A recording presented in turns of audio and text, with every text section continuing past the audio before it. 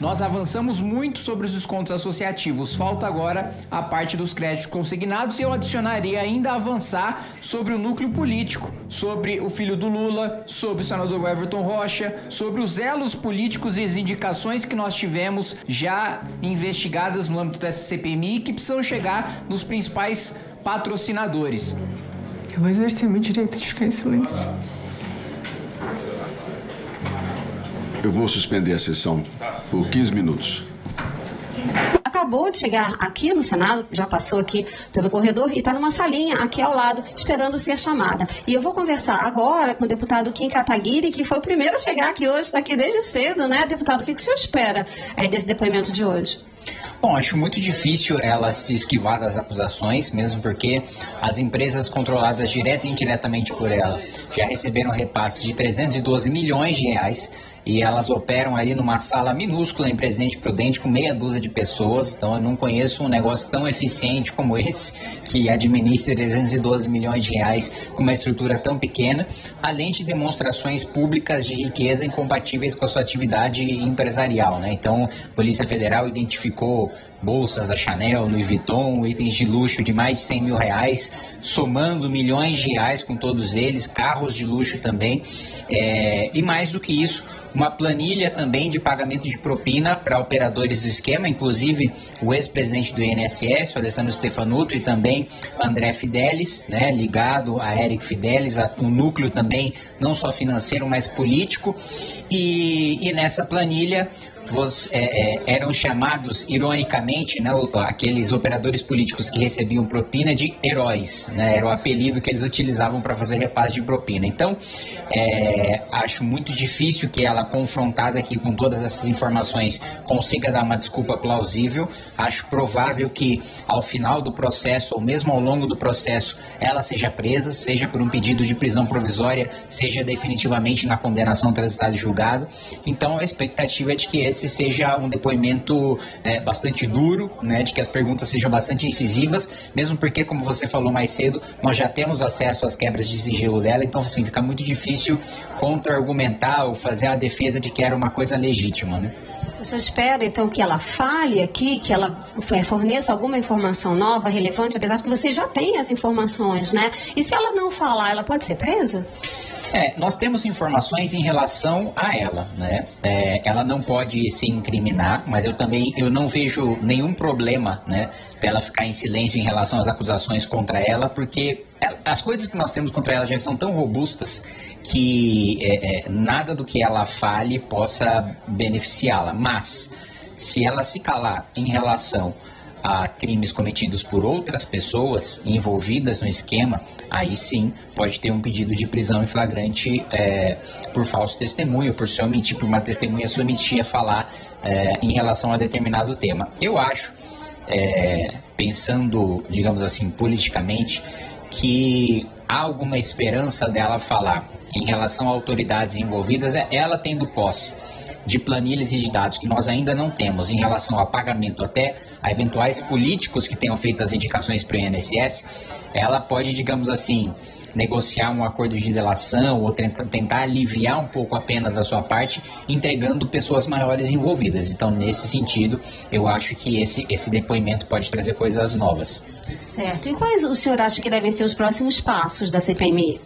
Eu, pessoalmente, tenho batido há algum tempo de que o foco agora tem que ser a investigação dos núcleos políticos, né? Nós tivemos aqui, infelizmente, rejeitadas as convocações do Paulo Bodens, nós tivemos recusado também a convocação do Gustavo Gaspar. Alfredo Gaspar é o relator. Ele sempre fala que não tem nada a ver com ele.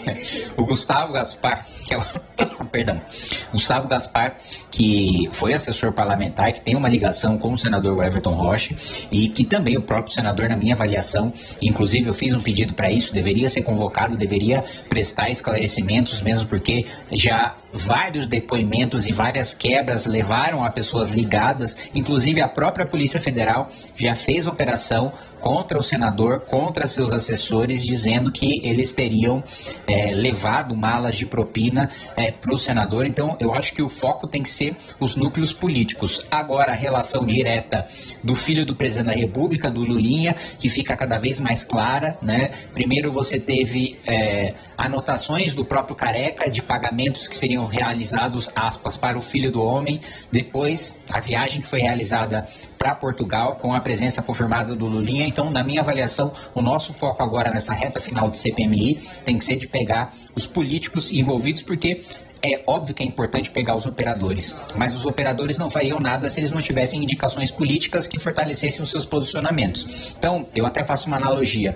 O Careca do INSS, ele tá para esse escândalo como o Alberto Youssef estava na época da Lava Jato, né? Ele é o principal operador, ele, se fizer uma delação e disse que ele está negociando uma delação, tem a capacidade de fazer esse escândalo chegar em pessoas muito maiores. Eu espero que isso aconteça e acho que o mérito da CPMI é ter pedido a prisão do Careca quando a Polícia Federal não tinha pedido, quando o Ministério Público não tinha pedido, e essa prisão efetivamente ter acontecido. Nunca uma CPMI conseguiu prender preventivamente tão rapidamente uma pessoa tão central no esquema.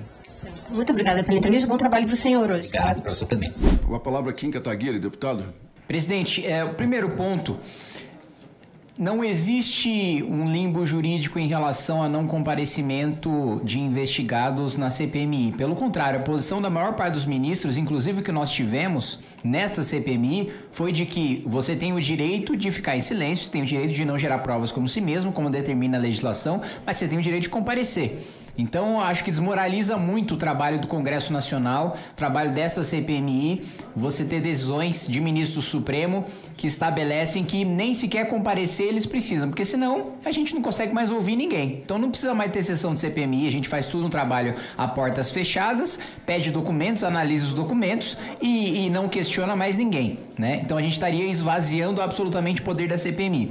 Outro ponto em relação à prorrogação, eu quero concordar plenamente com Vossa Excelência.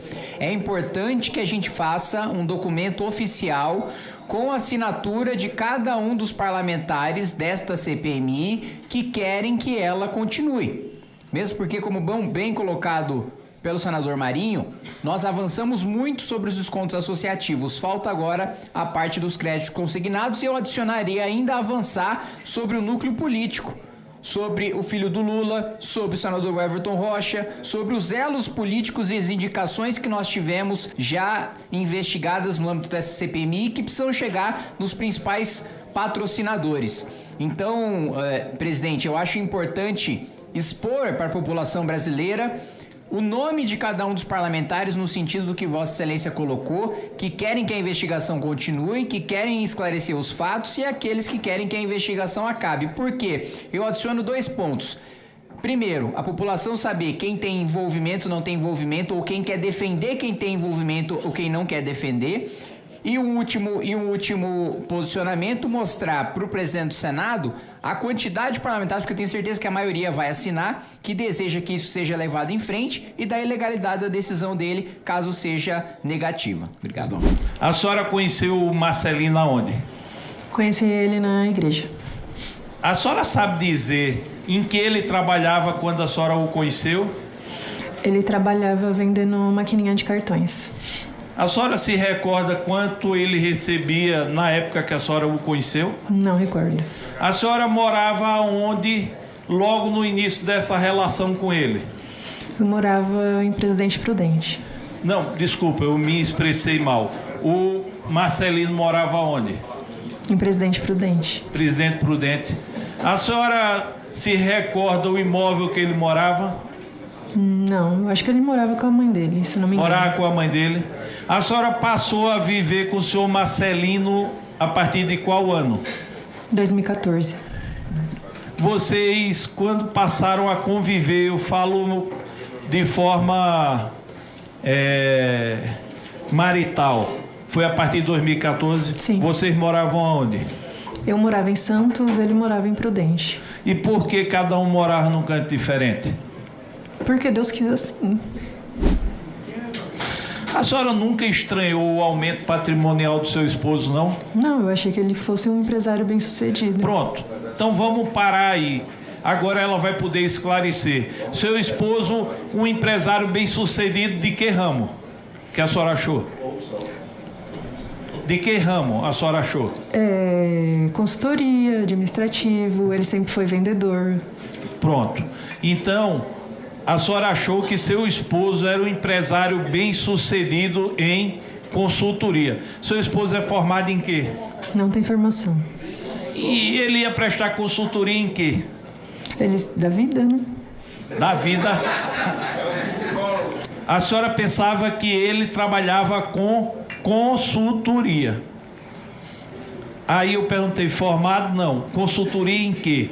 Consultoria da vida. Me dá um exemplo. Eu vou me ficar em silêncio.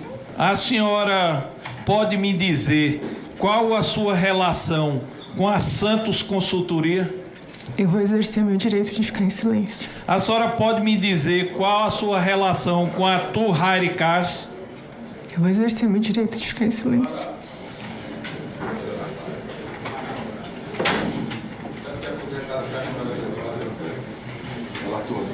Eu vou suspender a sessão por 15 minutos.